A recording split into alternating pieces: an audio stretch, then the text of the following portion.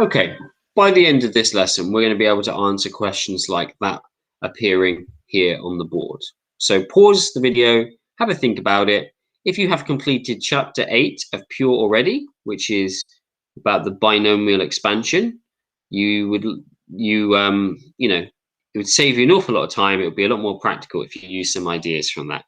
But if you're not sure what to do yet, don't worry. So I'm going to skip that part here, and I'm going to start over here. So chapter 8 of Pure talks to us about the binomial expansion. It talks to us about how we can quickly expand brackets to high powers, natural numbers. So like 1, 2, 3, 4, 5, 6, stuff like this, how we can do this quickly. So the way that we would do that is we would say that when we expand this, instead of writing out the whole thing, we know that x cubed would appear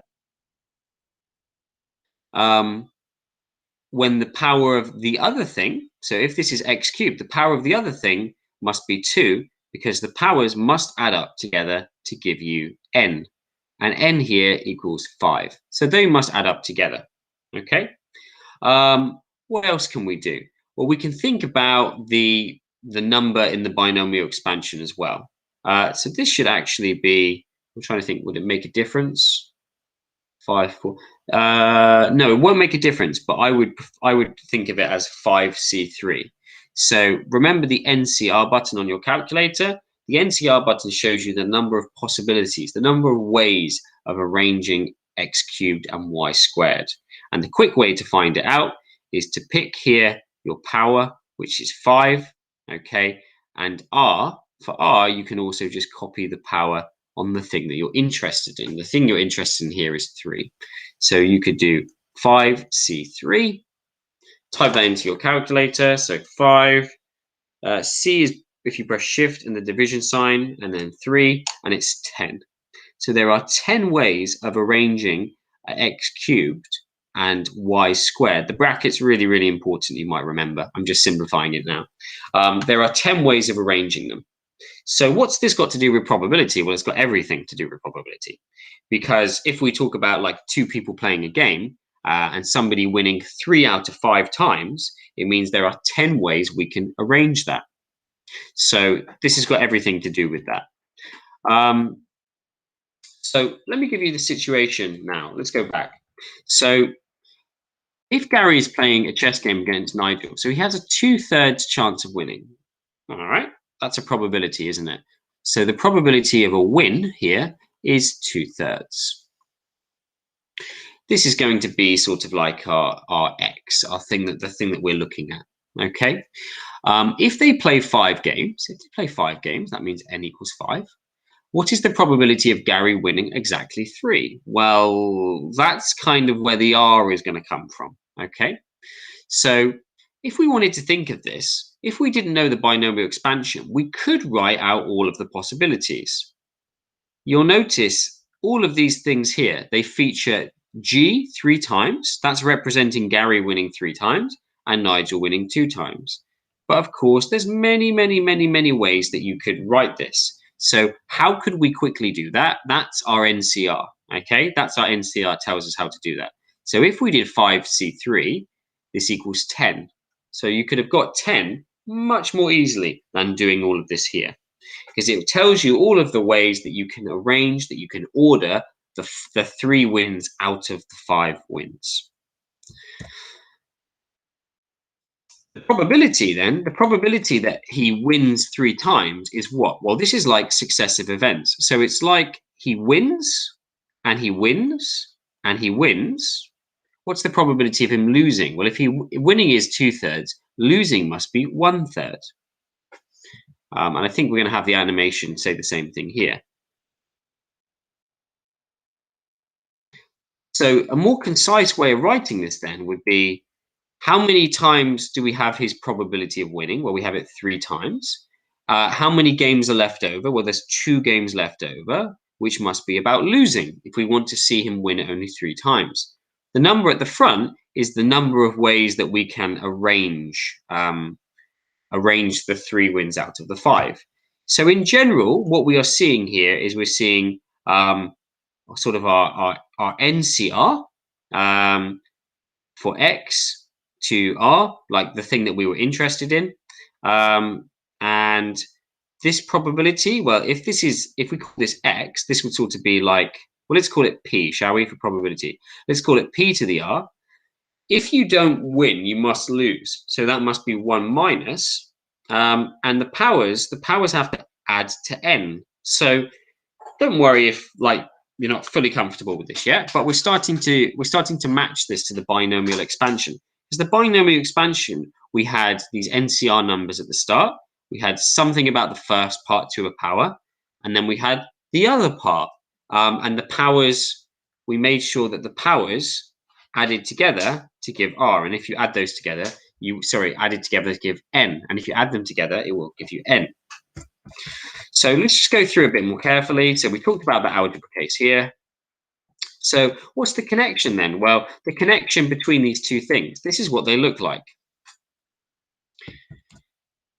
The 10 is the number from NCR.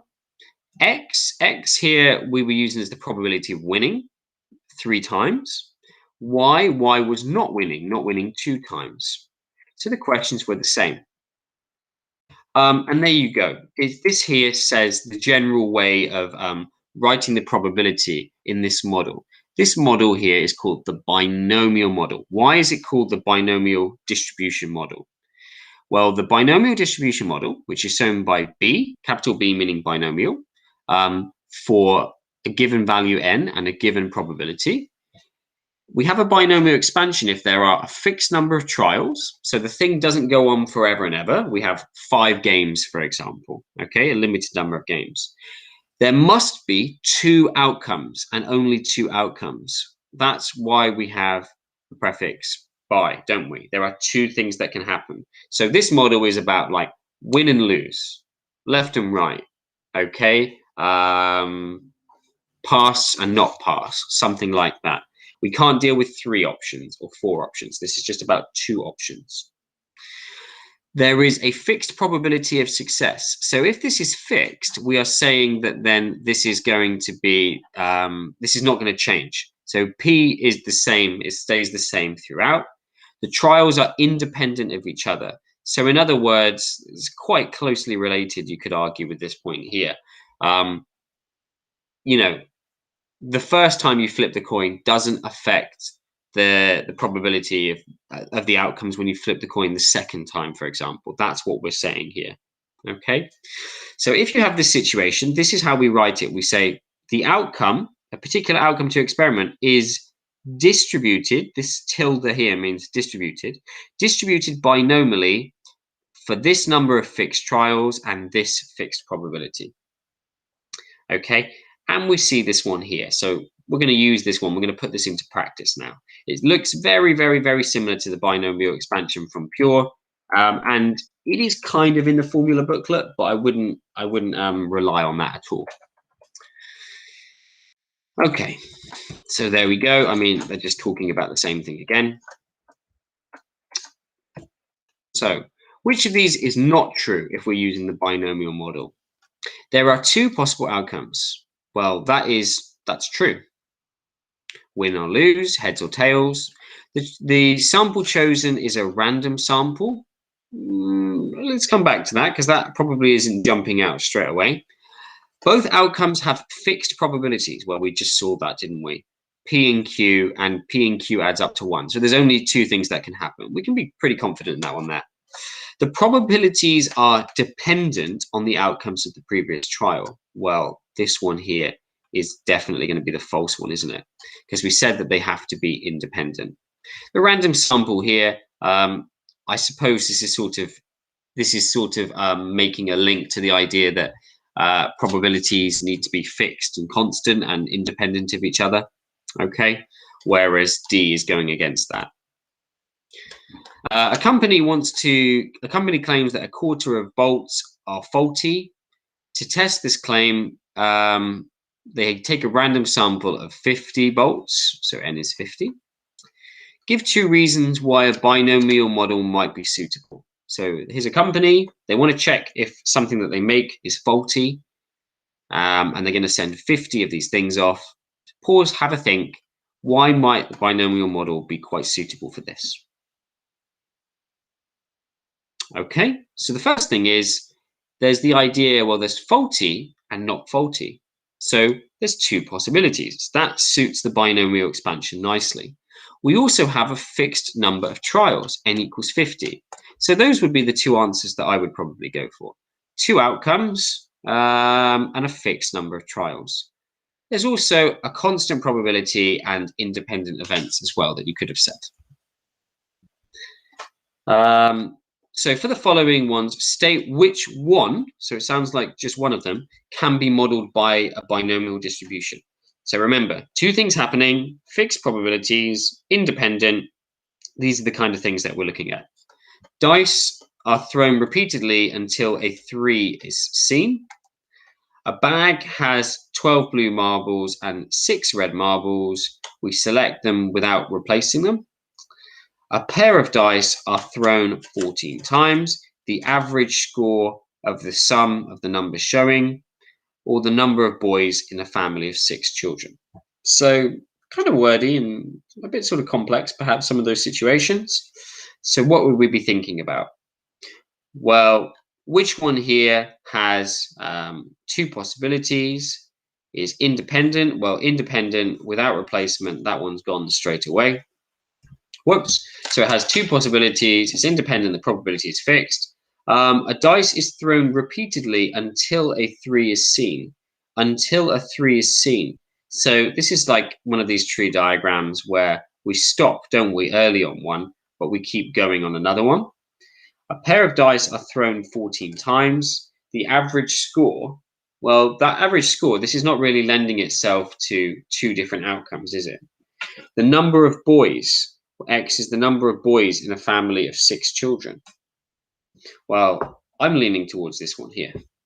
Okay. The probability of getting heads on a biased coin is 0.7. We flip it 5 times. Heads twice. So we're looking at heads. So I guess you could sort of say P is 0.7 is sort of what we're going for. So 1 minus P is going to be 0.3. Well, we can see 0.7 and 0.3 in many, many, many places. What about the NCR thing?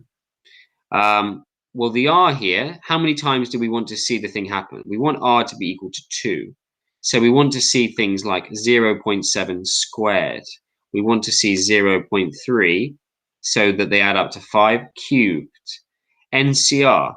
N, well, how many times are we doing this thing? 5 times. So let's put n equals 5 as well. So NCR tells me I'm looking for 5C2. It's this one, isn't it? Okay. Right. We've done this one already. So let's just look through one more time. We did this example already. What's the chance of him winning 3? So you do need to use this notation. Okay. It's necessary to write this in. See, this is nowhere in the question, is it? So you need to show that you're treating the situation as binomially distributed. So you're going to say that the outcome of Gary winning is distributed binomially with 5. What's 5? Well, 5 is the number of trials that we're going to do because we're doing 5 games. And the probability, remember, this is about Gary. So the probability of Gary winning is 2/3. So you need to write that one there. And using the formula or otherwise, this is what we're going for. R in this case is 3. That's one thing that perhaps we haven't talked about too much. This here, this is a different way of notation for 5C3. And chuck it all into your calculator and you should get a number. And of course, that number should be less than 1 if it's a probability. So pause the video, have a go at the your turn. Don't forget to mention how it's distributed and have a go at this one here on the screen. Okay, so I'm assuming you've had a go. So this is the notation we want to write. So we are looking at measuring the number of left-handed people with a probability of 0.1 and n is going to be equal to 8. Find the probability that 6 are. So we want this to the power of 6, 0.9 to the power of 2, and 8C6. It's a very low number. Why is it a very low number? Because it involves 0.1 to quite a high number. So it will be a low number. I mean, think about it. 8 people, 6 of them left-handed. If this is completely random, remember, if this is supposed to be random, the percentage chance of that is going to be very, very low. Okay, have a go at the question on the board, pause, and then we will reveal. Okay, so there's your working out, and there's your answer. One more. So make sure you've paused the video and had a go. And the answer. An inequality this time. So you might want to handle this as 2 separate calculations that are added together. Make sure you pause the video and had a go. And there we are. Okay, test your understanding. So a final chance here, just to pause the video and have a go at these questions.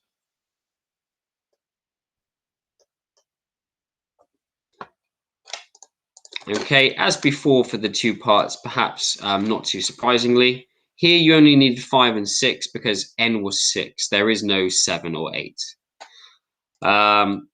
A binomial distribution, because we have 2 choices, we must replace in the situation. If we don't replace, then the events will not be independent. That's why we need to do that. Okay, and that takes you to 6b.